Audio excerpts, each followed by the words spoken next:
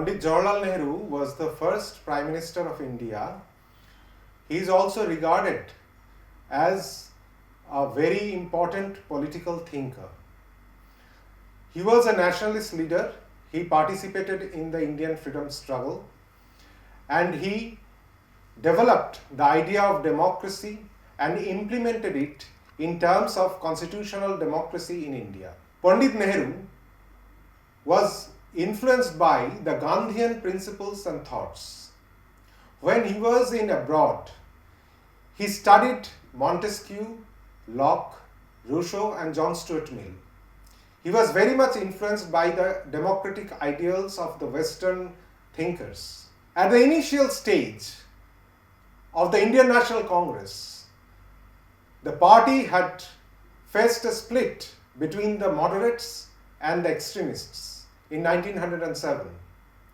The moderate leaders like Firoz Shah Mehta, Surendranath Banerjee, Dadabhai Nauroji, they all demanded citizenship rights for the Indians under the British rule. They were not in favor of demolishing the British Empire altogether. And there were extremists like Aurobindo Ghosh, Bipin Chandra Pal, Bal Gangadhar Tilak and Lala Lajpat Rai, and also Pandit Madan Mohan Malviya. They demanded complete independence and they even supported some of them like Aurobindo Ghosh and Bipin Pal and Lala Lajpat Rai and Bal Gangadhar Tilak. They supported to some extent a violent movement to oust the British government from power. When Gandhi came in the second decade of the 20th century, Gandhi tried to bring these two trends together. Gandhi had this unique ability to bring different trends, different points of view together on a same platform. Gandhi, in his book Hind Swaraj, he introduced two characters, the character of a reader and the character of an editor. Gandhi had written the book on the basis of a system of dialogue. Nehru directly incorporated this concept of dialogue in his own political philosophy, and he involved himself in the process of dialogue between opposite trends within the Congress party. As a result, the Congress party became a platform of different groups of people from the socialist point of view, from the nationalist point of view, from very militant nationalist point of view, the rightists and the leftists, they all joined hands together to fight for a common cause. And this was the very beginning of Nehru's journey as a democratic leader. Nehru's concept of democracy can be judged from four different angles.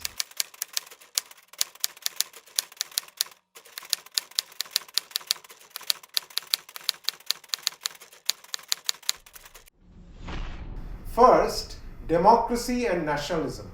We can take this issue in a very important manner because Nehru was a nationalist leader. When Nehru was a nationalist leader, by his side, there were many leaders with militant nationalism in their heart. Nehru was the first president of Indian National Congress who raised the slogan of complete independence in the Lahore session in 1929. Again, Nehru was influenced by Gandhi in this respect. Gandhi's concept of nationalism was quite different from the early trains of nationalism, where Aurobindo Ghosh uttered the word that Sanatan Dharma is our nationalism. Gandhi said, no, our nationalism is a different kind of nationalism which would include people from all segments of life. Nehru took this idea from Gandhi, and Nehru initiated the idea of nationalism that was inclusive in nature, and he was against excluding any group of people in terms of religion, in terms of race, in terms of culture, in terms of language from his concept of nationalism. He had a democratic mindset even while he was analyzing his concept of nationalism.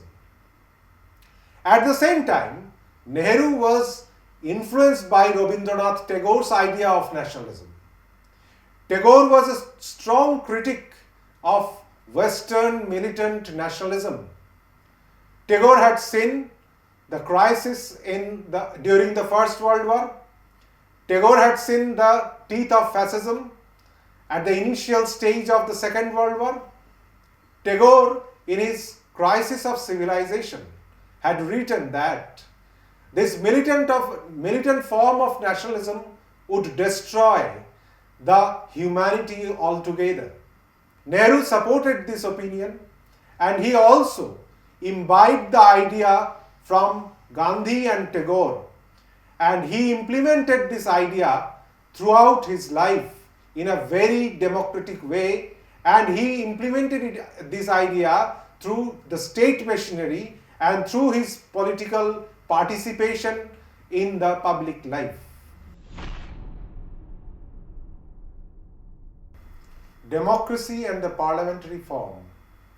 The second aspect on which we can trace the idea of democracy in Nehru's thought is his concept of parliamentary form. Nehru, as accepted the Westminster model of parliamentary democracy in India. Obviously, it was a consequence of the legal proceedings during the British rule.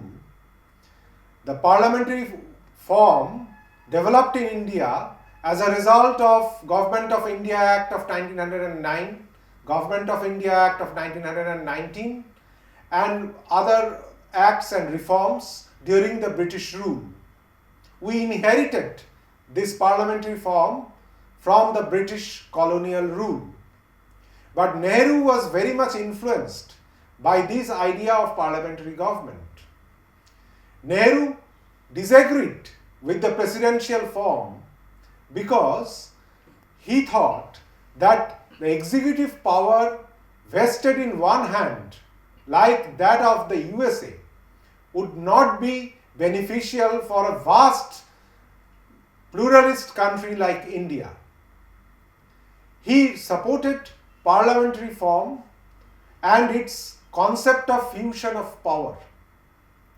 The people's representatives, those who are being elected by the people directly, they make laws, and these laws are treated as the supreme laws of the land. Obviously, the most powerful law of the land is the constitution itself. But Nehru changed this perfect Westminster model to some extent. He and his colleagues like Dr. B.R. Ambedkar and others in the Constituent Assembly, they agreed in introducing the idea of judicial review in India. The Westminster model of the United Kingdom was devoid of this principle of judicial review. In the United Kingdom, even the judiciary was subservient to the House of Lords. In India, from the very day of independence and from the very day of acceptance of this constitution, we have been enjoying the blessing of the judicial review, of the independence of judiciary. This was an unique idea of Nehru, who tried to introduce the idea of checks and balance within the parliamentary form of government. In a sense, he took the idea of separation of power between the legislature, executive and the judiciary from the constitution and the political process in the United States. And he took the idea of a subservient executive to the legislature from the political practice and constitutional laws in the United Kingdom. It was just a fusion of two different ways of governance, one from the United States and the other from the United Kingdom. Secondly, Nehru had big faith upon the parliamentary institutions. The institutions that supported parliamentary democracy were held in high esteem by Nehru. Nehru never interfered in the works and functions of the Election Commission of India, the Reserve Bank, and other institutions of democratic process. Within the floor of the parliament, Nehru paid attention to the lectures of different political parties, especially from the leaders of the opposition parties, and Nehru invited questions from the opposition leaders. In that sense, Professor Hirendranath Mukhopadhyay treated Nehru as the gentle Colossus. Nehru had great debates with leaders like Shyama Prasad Mukherjee, Atal Bihari Vajpayee, and other communist leaders and other leaders from different parties within the floor of the parliament. Nehru maintained the sanctity of the house, and Nehru held the position of the Speaker of the Lok Sabha in high esteem. He never interfered in the institutional functioning of different bodies supporting the parliamentary form, and he made a mixture of the idea of separation of power and the idea of fusion of power in terms of having the powers distributed between the legislature and executive on the one hand and the judiciary on the other hand. In this sense, the parliamentary democracy in India is a very unique form, and it is the outcome of debates and discussions among the peers of Nehru within the Constituent Assembly.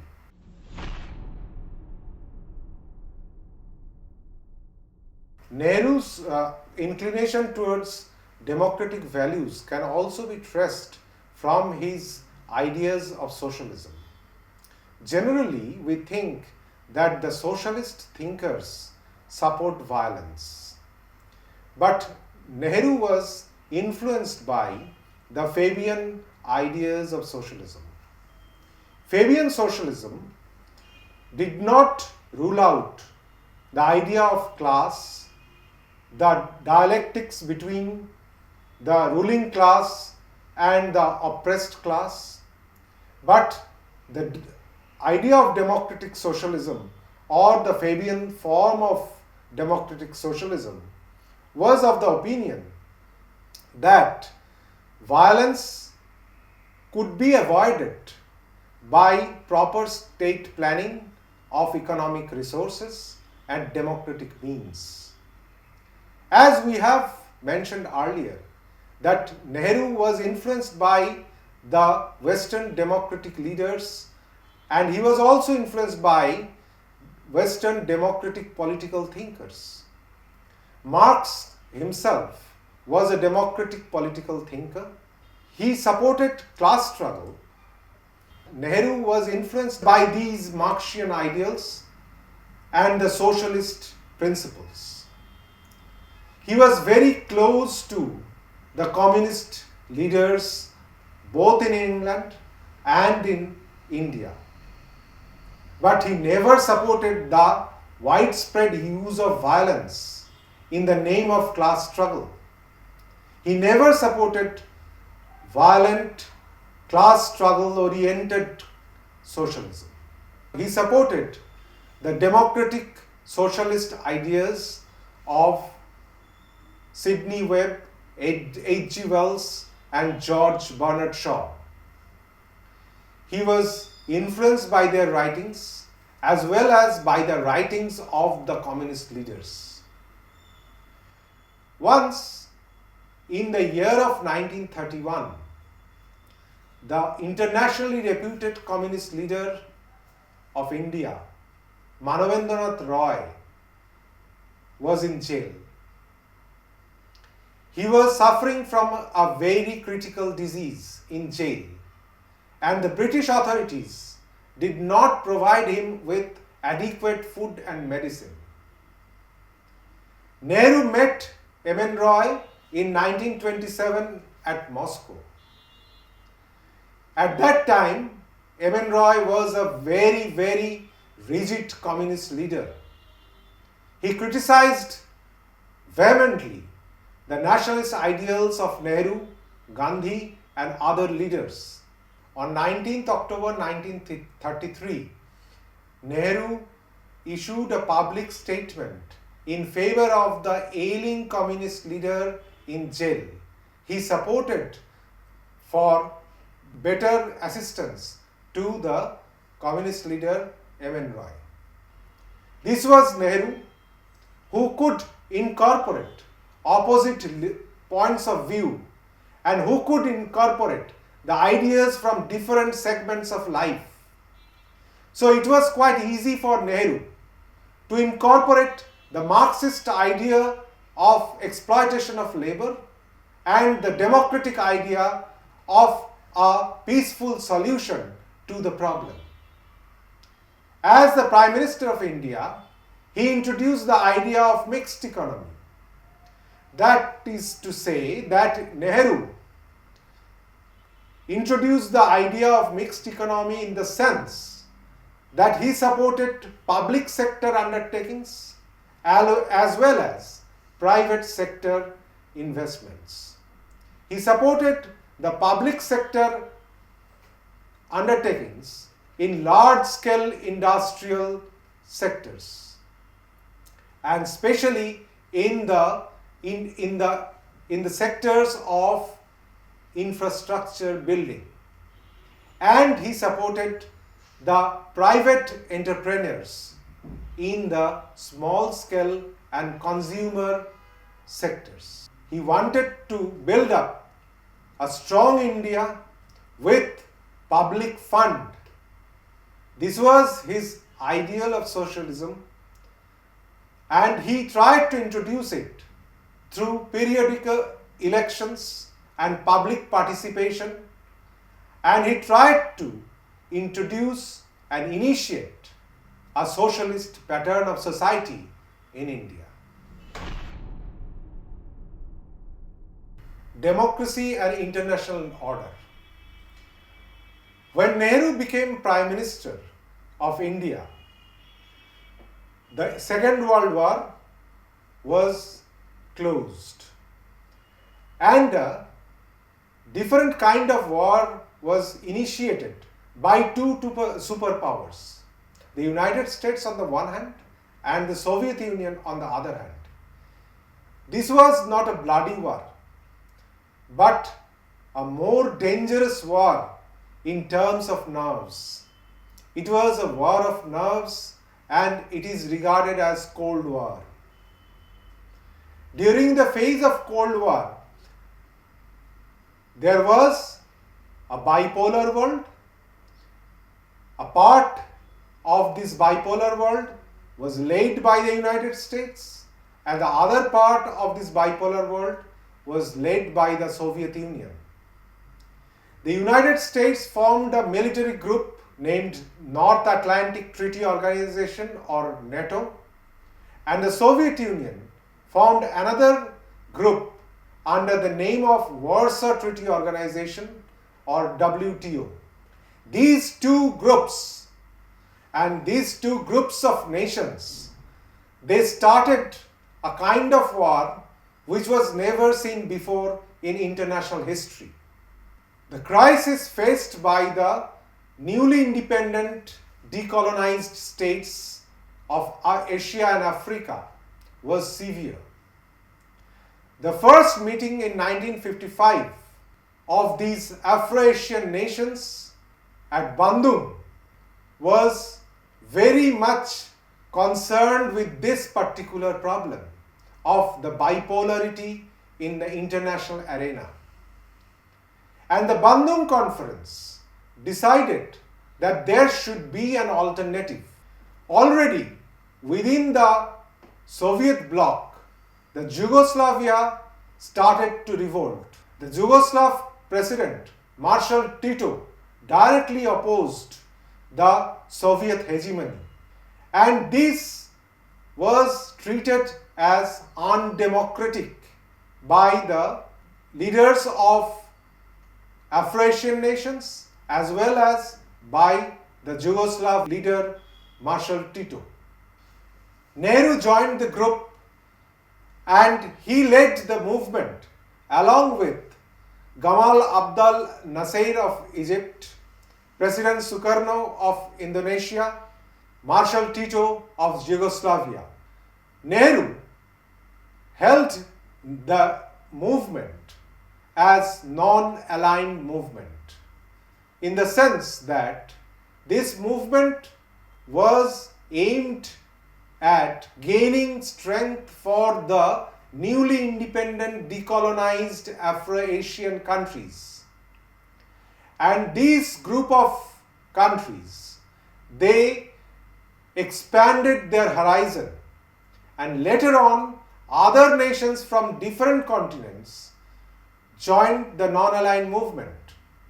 Cuba joined the non-aligned movement, and other countries also supported the demands raised by the non-aligned leaders. The non-aligned movement was aimed at challenging the hegemony of the two contenders and the two creators of the Cold War, of the bipolarity of international order. The non-aligned movement was aimed at multipolarity of ideas in the international field and multipolarity of demands raised by these newly independent countries. Nehru was of the opinion that the non-aligned nations should raise their voice in the international forums of the United Nations as well as at different sessions of non-aligned movement. Non-aligned movement eventually proved to be very, very fruitful in regard to the demands of the newly independent countries in terms of economy, in terms of social uplift and educational betterment. Nehru also did not care the hegemony of the United States. In a sense, he was a socialist leader. He had a slight inclination towards the Soviet Union. It was proved after 1962 Indo-Sino clash that Nehru's idea of total non-alignment got a jolt, and Nehru to some extent had to compromise with the Soviet bloc and especially with the Soviet Union in particular. It was a failure of Nehru to organize the non-aligned movement in its true form. But the idea was extremely prudent, and Nehru relied upon the idea of Panchashil, which was initiated by him. This idea of Panchashil was initiated by Nehru for the betterment of Indo-China relation before Chinese aggression in 1962. This idea of Panchashil was inducted by the non-aligned nations within the basic parameters of non-aligned movement. The idea of Panchashil involved 5 principles. First, mutual respect for the territorial integrity. Second, non-aggression. Third, non-interference in the internal affairs of different countries. Fourth, equality and mutual benefit. And fifth, peaceful coexistence. We have highlighted Nehru's vision of democracy in terms of his thought and action. But we must keep one thing in mind, that Nehru gave his best part for country's freedom, and he tried to introduce the preliminary institutions supporting the parliamentary democracy in India. And he tried very hard to serve the people of India at very crucial hours. And every individual thinker has his own failings. Nehru should be treated in terms of his action and thought, and should not be separated as a thinker or as a political activist. Thank you.